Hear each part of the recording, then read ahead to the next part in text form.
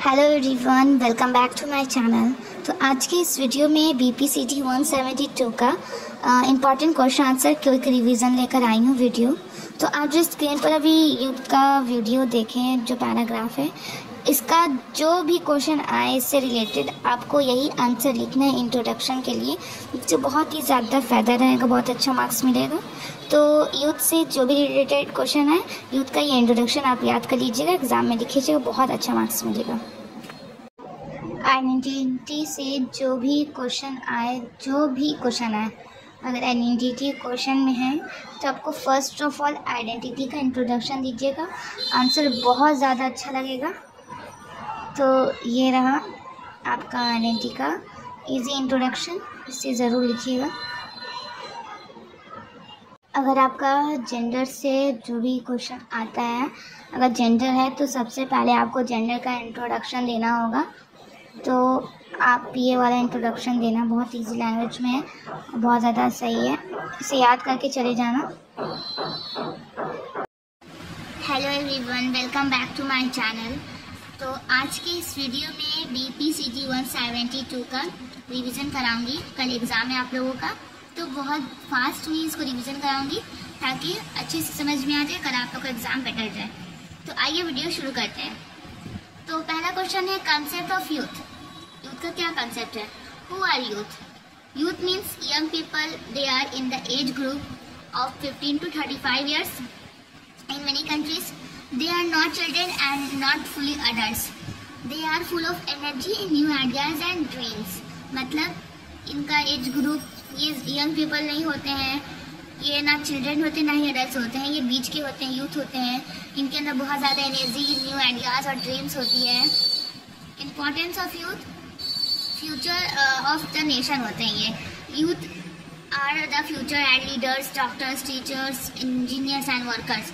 They will build a country's economy, technology and society. Energy and strength. 2 number में topic energy and strength होता है इनके अंदर।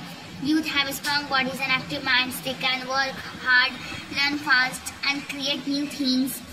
New ideas होता है इनके पास, अलग अलग तरह के न्यू आइडियाज़ लाते हैं youth. Youth think in modern ways, they can bring change and improvements in society.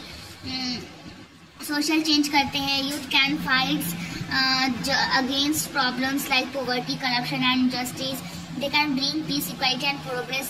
Technology users, youth are good at using computers, mobile phones and internet. They help in spreading knowledge and information. Challenges face by youth.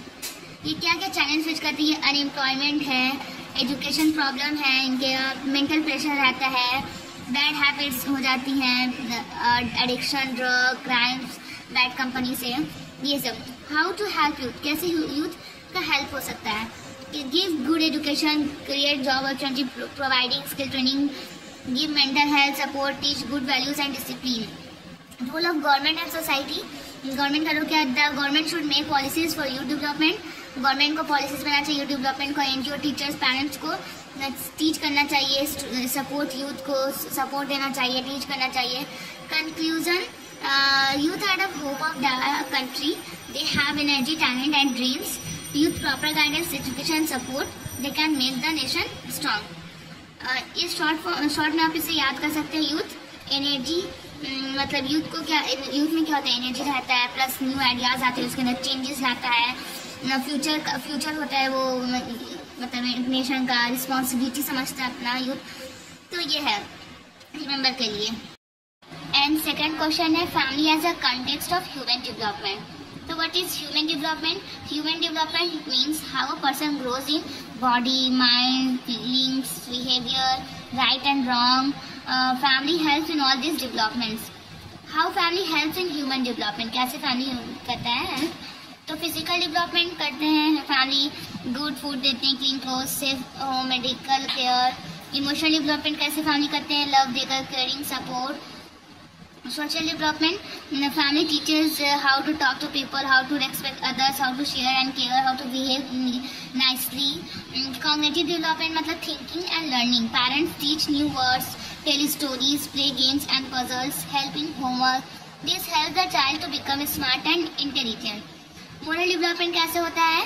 Family teachers honesty, kindness, respect, responsibility. The child learns what is good और bad, right और wrong. ठीक है, moral development.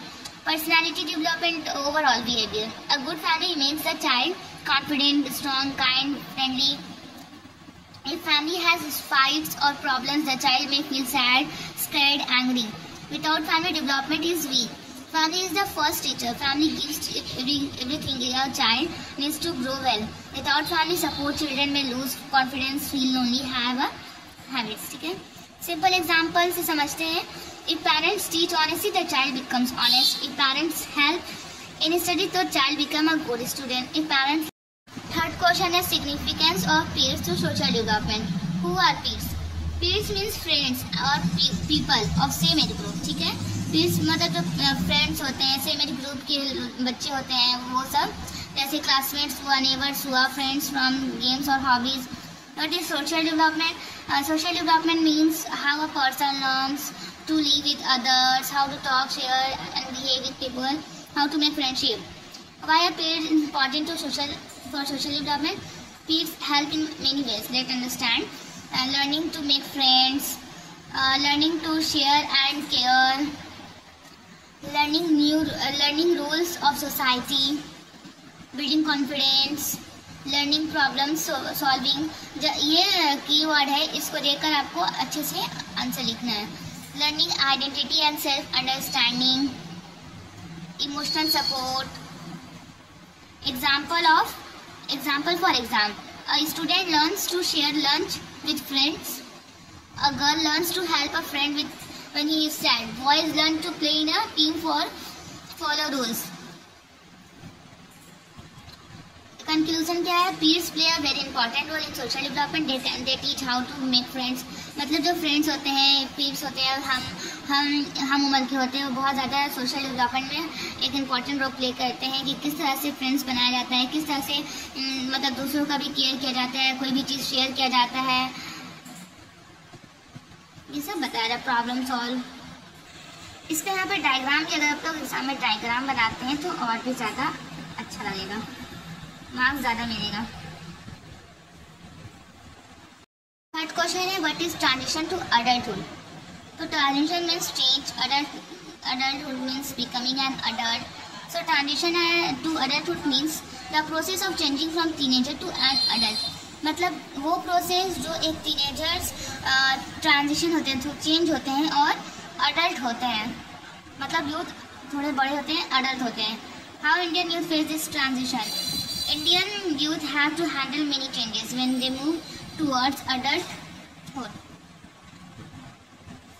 Education and career pressure होता है, इस तरह से वो चेंज होते हैं। Family expect to become doctor, engineer, ऐसा एक्सपेक्ट करती है तो उसमें और ज़्यादा प्रेशर होता है, चेंज है। फैमिली एक्सपेक्टेशन होती है। मैरिज एंड रिलेशनशिप की वजह से भी चेंज होते हैं। फाइनेंशियल इंडिपेंडेंस होना पड़ता है उनको। मॉडर्न वेज, ट्रेडिशनल वैल्यूज़ दोनों को लेकर चलना होता है। इमोशनल चैलेंजेस जो होती है उसको लेकर चेंज हो जाते हैं बच्चे बहुत। Social and global changes. Simple example Ravi 20 years old का है, वो गवर्नमेंट एग्ज़ाम का तैयारी कर रहा है। उसके पेरेंट्स चाहते हैं कि वो जल्दी से जॉब पर जाए और उसके बाद उसकी शादी हो। रवि बैलेंस कर रहा है स्टडी को भी साथ में, जॉब को भी और फैमिली की जो होप्स है उसको भी।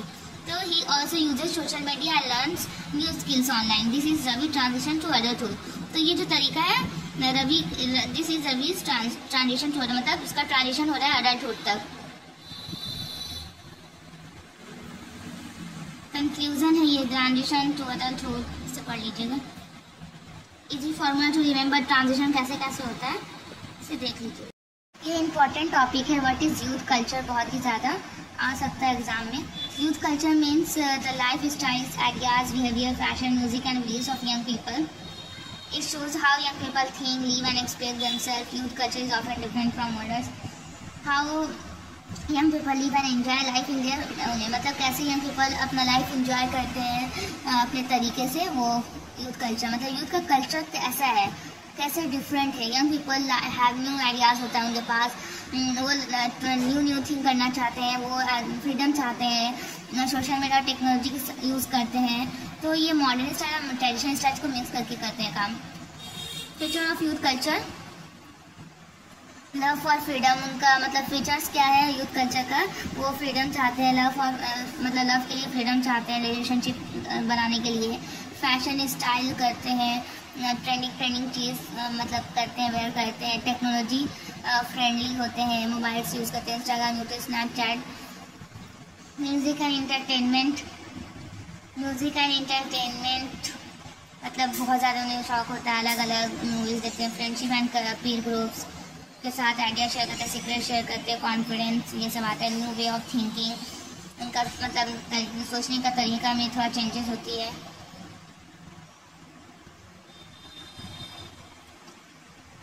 Tribal attitude, mix of global and local culture. Simple example, एक 20 साल का स्टूडेंट है, वो जीन्स और टी शर्ट वेयर कर रहा है, लेकिन इंस्टाग्राम और यूट्यूब यूज़ कर रहा है। के पॉप म्यूज़िक को लव करता है, दिवाली फैमिली के साथ सेलिब्रेट करता है। इस तरह से क्लाइमेट चेंज हो रहा है फ्रेंड के साथ। तो this is a part of youth culture. Conclusion,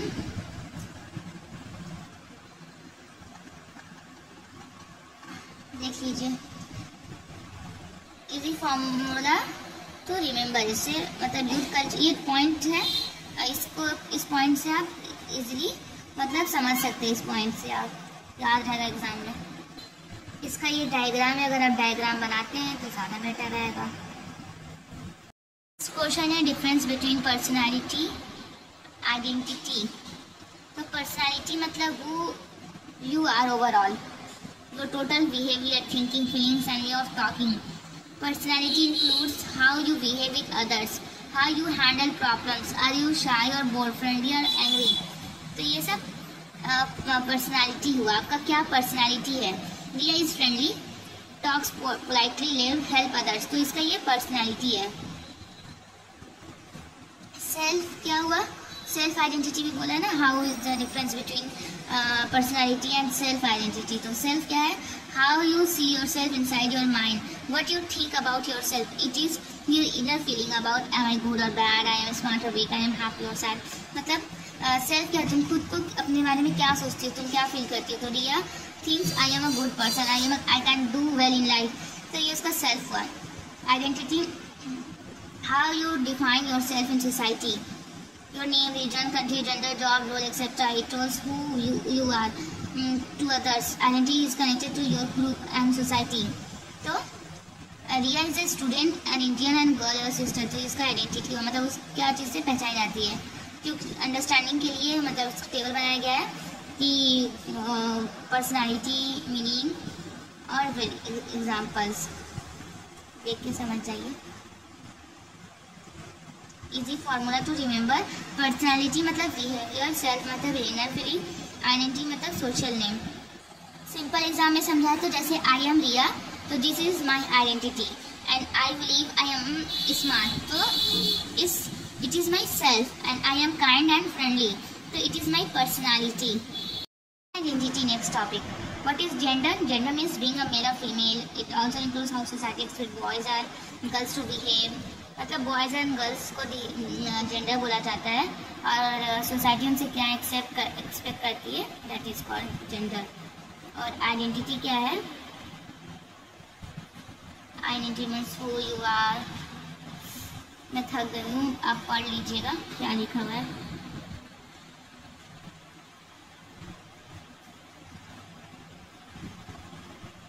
how gender is connected to identity, कैसे जेंडर आइडेंटिटी से कनेक्टेड है। Gender is a part of identity. Gender क्या है? एक आइडेंटिटी का ही पार्ट है। मतलब आइडेंटिटी मेरा कब बनेगा? जब पता चलेगा कि मैं मेल या फीमेल हूँ। मतलब मेल और फीमेल से भी एक बहुत बड़ा आइडेंटिटी बनता है। तो जेंडर क्या है? एक आइडेंटिटी का पार्ट है।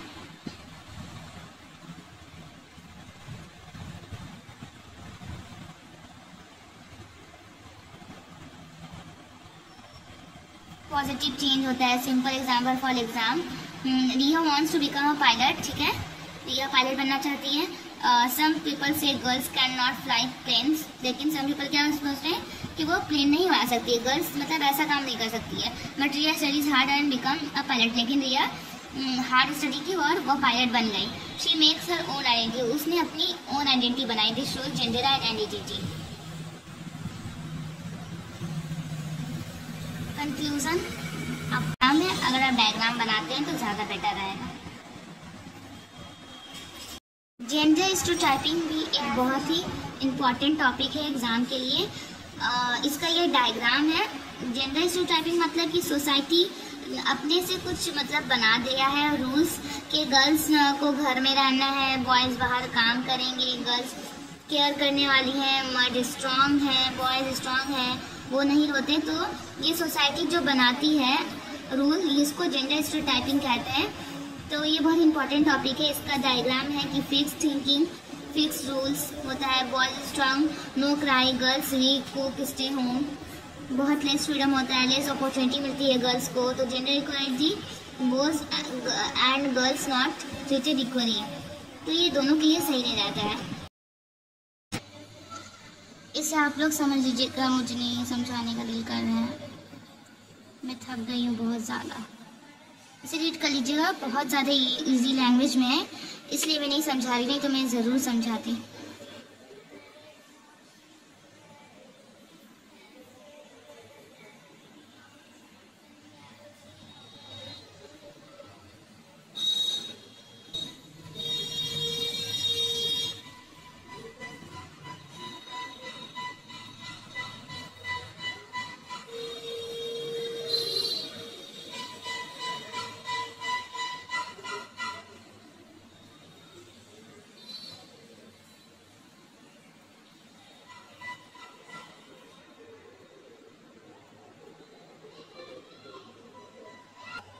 ये डायग्राम है इसका, अगर ये बनाइएगा तो ज़्यादा मार्क्स मिल सकता है, बहुत ज़्यादा इम्पैक्ट करता है आंसर के लिए। ये भी इम्पॉर्टेंट क्वेश्चन है, what is globalisation.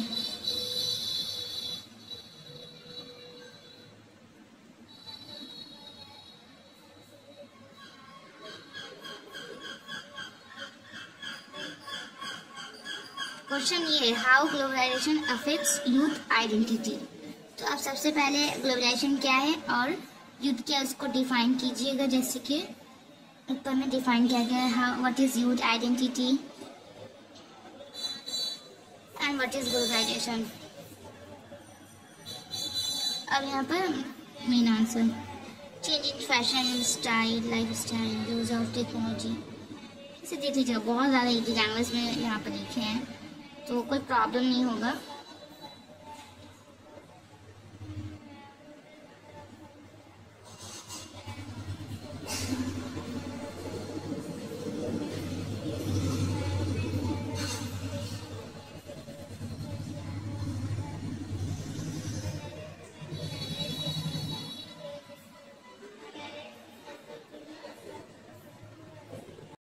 Nature of difference of aggression and violence. तो फर्स्ट ऑफ ऑल एग्रेशन क्या है उसको डिफाइन करना है आपको। नेचर ऑफ एग्रेशन बताइएगा। Types of aggression, what is violence, nature of violence, difference between aggression and violence, simple example, conclusion, thus determining aggression and violence। ये नीचे सिंपल मीनिंग है, इसमें ये 2 क्वेश्चन भी आ सकता है फैक्टर्स की जगह, जो भी आपको यही आंसर लिखना है।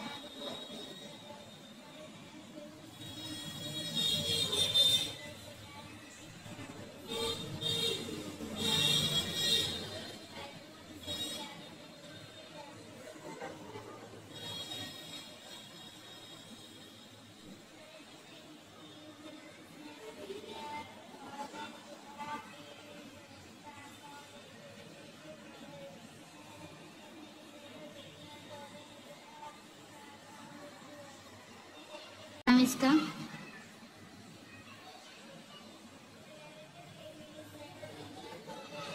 is also important. Types of organizational consequences.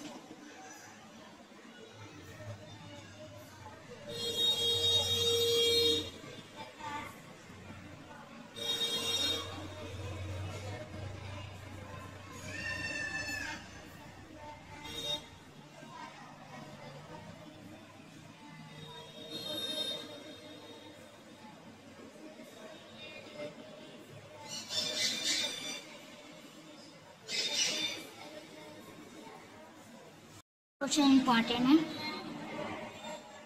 मैं नहीं समझा रही हूँ, मुझे लगता है आप लोग समझ जाएंगे। बहुत ईजी लैंग्वेज में लिखा हुआ है ये। आप कमेंट करके ज़रूर बताएं आपको समझ में आ रहा है या नहीं, या फिर मुझे समझाने की ज़रूरत है।